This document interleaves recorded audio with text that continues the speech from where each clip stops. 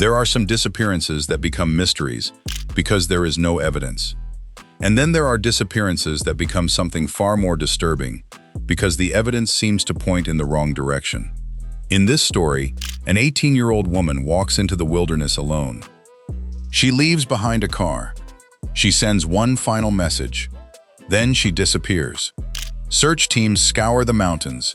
Helicopters circle overhead. Dogs follow trails that suddenly seem to lead nowhere. Eventually, the search ends. Her family is left with the only explanation that seems possible. She must have died somewhere inside the wilderness.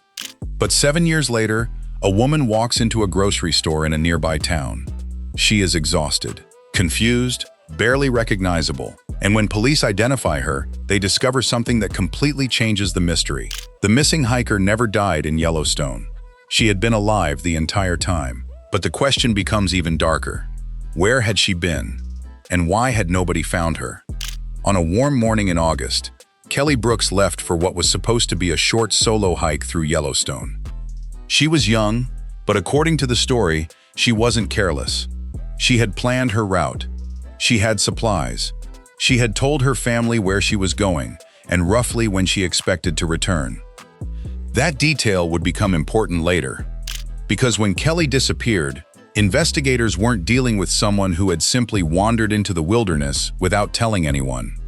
There was a plan, there was a destination, and there was supposed to be a return. Her car was found, her belongings were missing with her, and for a while, everything pointed toward a familiar wilderness tragedy, a fall, exposure, or possibly an encounter with wildlife. Yellowstone is enormous, unpredictable, and unforgiving.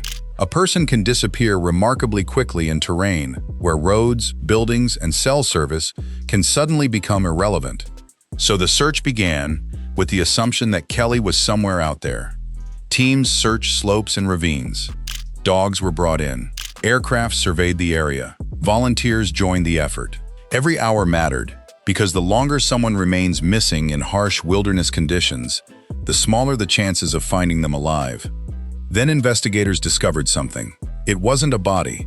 It wasn't a backpack. It wasn't even a clear trail. It was something much smaller, a camera lens cap. It had been found among rocks in a difficult area, apparently suggesting that Kelly had been there. For the search team, it was both a clue and a problem. If she had fallen, where was the rest of her equipment? Where was her body? Where were the other signs? Searchers looked deeper into the area. Nothing. No decisive evidence appeared. Days became weeks. Eventually, the operation was scaled back. And with no new clues, the most likely explanation became an accident in the wilderness. For Kelly's family, there was no real ending. Only uncertainty. 7 years passed. And time has a strange way of turning an active investigation into a memory. People move. Records are archived. Search teams leave, but families don't get to archive someone they love. Kelly's family continued living with the question that had no answer. Until one afternoon in late autumn, something happened in the town of Cody.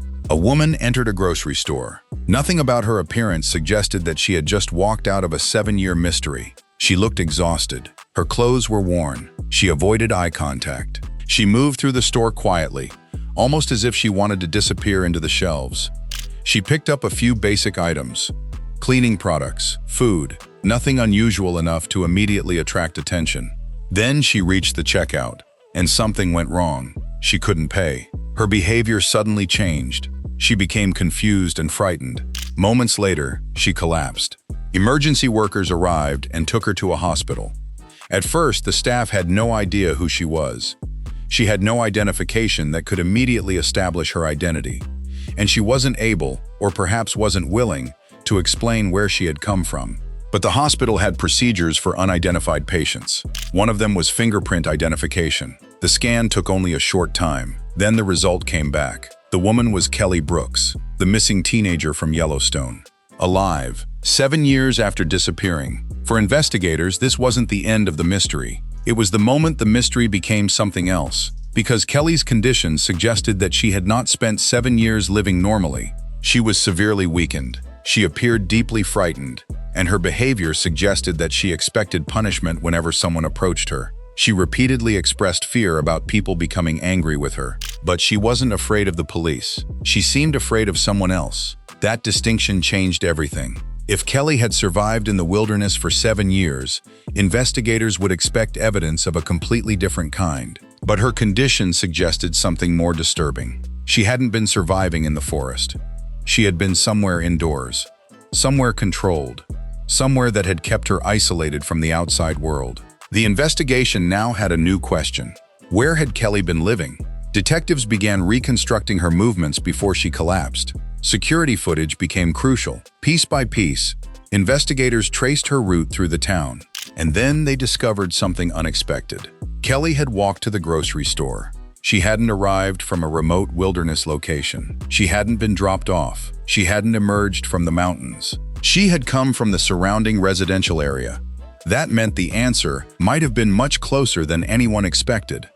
Then investigators found a small piece of paper among her belongings, a shopping list. At first, it seemed insignificant, but the paper contained another clue. Part of a business marking remained visible on the back. Investigators traced the mark to a local company. From there, they began looking at old records, addresses, and people connected to the area. Eventually, one ordinary-looking house attracted attention. There was nothing obviously suspicious about it. No dramatic warning signs, no fortress, no visible evidence of a crime. Just an ordinary home in an ordinary neighborhood. And that was precisely what made it so difficult to notice. Investigators watched the property. Then they obtained a search warrant. When officers entered, the first rooms looked completely normal. A living room, a kitchen, family photographs. The kind of environment nobody would associate with a 7-year disappearance. But investigators noticed something unusual near the kitchen. A large appliance appeared to have been moved repeatedly. Behind it was a concealed access point. And beyond that was a staircase leading downward. What investigators found below transformed the case. The basement had been deliberately isolated. It contained evidence suggesting long-term confinement. The details were disturbing, but the most important discovery wasn't any single object. It was the evidence of planning. This wasn't something that appeared to have happened spontaneously. The room had been prepared. The environment had been controlled. And investigators began asking the question that changed the entire case. Had Kelly actually been taken by chance? Or had someone been watching her long before she disappeared? Digital evidence allegedly provided the answer. Investigators discovered records indicating that modifications to the basement had occurred before Kelly's disappearance. That meant the room may not have been created because of Kelly. It may have been waiting for someone. And suddenly, the disappearance in Yellowstone looked completely different. The wilderness might not have been the place where Kelly vanished. It might simply have been the place where someone wanted everyone to believe she had vanished. That distinction is enormous, because a missing person in the wilderness triggers one kind of investigation. A planned disappearance triggers another. Instead of searching only for an accident, investigators would now have to reconstruct a deliberate operation. Who had followed Kelly? Who knew she was alone? Who understood the terrain? And who could make her disappearance look like a wilderness accident? According to the story, the investigation eventually centered on a seemingly ordinary couple. To their neighbors, they were quiet, private, unremarkable. There was nothing about their daily lives that immediately suggested anything extraordinary, and that may have been their greatest advantage. The most effective hiding place isn't always somewhere remote. Sometimes it is somewhere nobody thinks to search. A normal house, a normal street, a normal routine. The investigation then uncovered evidence suggesting that the couple had been preparing for Kelly's captivity before she disappeared. That discovery destroyed the idea that this had been a random encounter. If the preparations came first, then Kelly wasn't simply unlucky. She had been selected, and that creates one of the darkest questions in the entire story. How long had someone been watching her? The investigation also suggested that the kidnappers understood exactly how difficult it would be to search Yellowstone. A disappearance in a massive wilderness creates countless possible explanations. A fall, wildlife, weather, getting lost, a body carried away by natural forces. The wilderness itself becomes an accomplice because it creates uncertainty, and uncertainty can protect a criminal. For years, Kelly's family believed the mountains had taken their daughter. But according to this fictional account, The truth was much closer to civilization. Kelly had not simply vanished. She had been hidden. And the most disturbing part was not only the physical confinement, it was the psychological control. A person can be locked behind a door, but eventually, the people holding them may discover something even more powerful than a lock: fear. If a victim believes that escape will endanger the people they love, the prison doesn't need walls around every thought. The fear becomes the wall. That helps explain why Kelly didn't simply walk out when she eventually reached the town. She didn't appear to understand that she was free. Even surrounded by strangers who could have helped her, she still behaved as though she was following orders. And that is what makes the grocery store scene so important. It wasn't a dramatic escape. There was no cinematic chase, no sudden confrontation. Her body simply reached its limit. She collapsed. And that accidental collapse exposed a secret that had survived for years. The woman who entered that store was not supposed to be discovered. She was supposed to return. But she didn't. And one ordinary medical procedure changed everything. A fingerprint scanner connected a nameless patient to a missing person case. A missing person case led investigators back toward Yellowstone. And Yellowstone led them to a question nobody had asked for years. What if the wilderness wasn't the answer? What if it was the distraction? That is the real power of this story. Not the idea that someone could disappear into a vast national park. That part is easy to understand. The disturbing possibility is that everyone was looking in the obvious direction, up the mountain, into the ravines, across the wilderness, while the real answer was somewhere completely different, near roads, near houses, near other people, hidden behind an ordinary door. The story also leaves behind a difficult lesson about missing person investigations.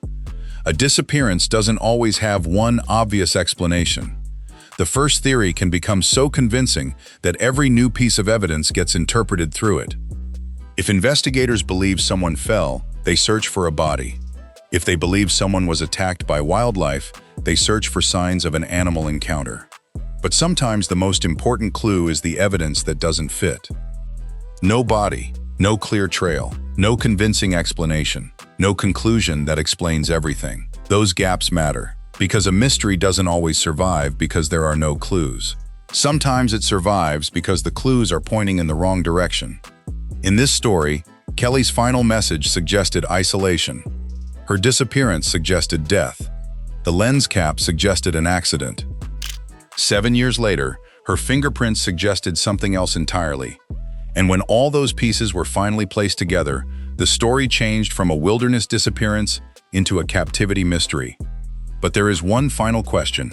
What happened to Kelly after she was found? Finding someone is not the same as getting their life back. A person can leave a locked room and still carry that room inside their mind. Freedom can be physically immediate and psychologically distant. For Kelly, the hardest part would not necessarily have been remembering where she had been. It would have been learning how to live in a world where ordinary decisions were once again her own. Choosing what to eat, choosing where to walk, opening a door without asking permission, hearing a noise without expecting punishment, looking at another person without wondering what they want from her. Those things sound small. After years of control, they can become enormous. And perhaps that is the most important part of the story. A disappearance can end on a police report. A missing person can become a name in an archive. But for the family waiting at home, the story never really ends. Because even if someone comes back, 7 lost years cannot be returned. And that leaves us with the central question we started with. If Kelly Brooks disappeared into the wilderness, how could she return 7 years later from somewhere so close to civilization? The answer, in this fictional account, is chilling. She was never truly lost. She was hidden. And sometimes, the hardest mystery to solve isn't finding someone who vanished. It's realizing that you've been searching in the wrong place all along.